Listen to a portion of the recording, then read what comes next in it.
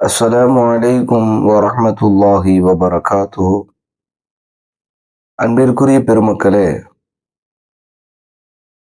இருளகத் தலைவர் அண்ணல் நபி ஸல்லல்லாஹு அலைஹி வஸல்லம் அவர்கள் தஹஜ்ஜுத் தொழுகைக்காக எழுந்தவுடன் சில துஆக்களை ஓதுவார்கள்.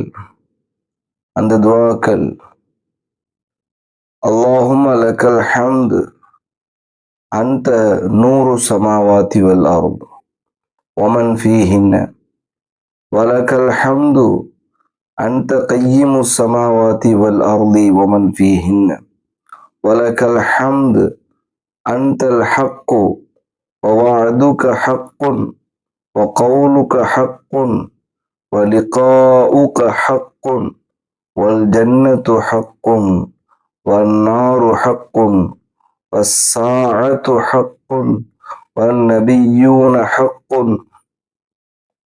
ومحمد حق اللهم لك أسلمت وعليك توكلت وبك آمنت وإليك أنبت وبك خاصمت وإليك حاكمت فاغفر لي ما قدمت وما أخرت وما أسررت وما أعلنت أنت المقدم وأنت المؤخر لا إله إلا أنت.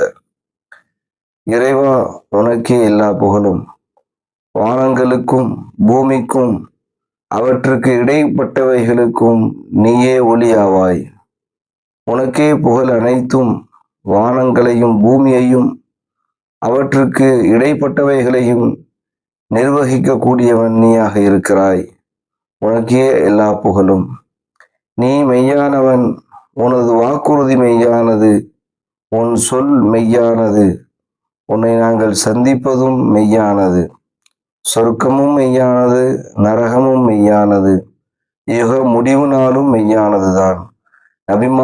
நபிமார்கள் மெய்யானவர்கள், முஹம்மது ஸல்லல்லாஹு அலைஹி வஸல்லம் அவர்களும் மெய்யானவர். இறைவா, உனக்கே நான் கட்டுப்பட்டேன். உன் மீது நம்பிக்கை வைத்தேன்.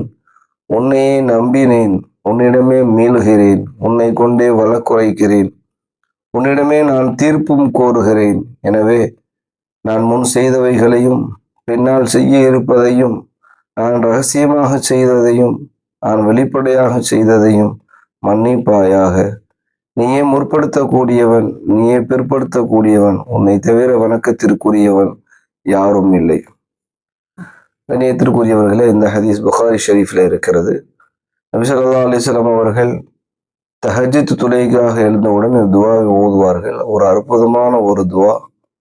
அல்லாஹ்வை பற்றிய, அல்லாஹ்வுடைய வல்லமையை பற்றிய அற்புதமாக சொல்லக்கூடிய இந்த துஆவை ஓதுவதன் மூலமாக நிறைய பலன்கள் நமக்கு நிச்சயமாக ஏற்படும்.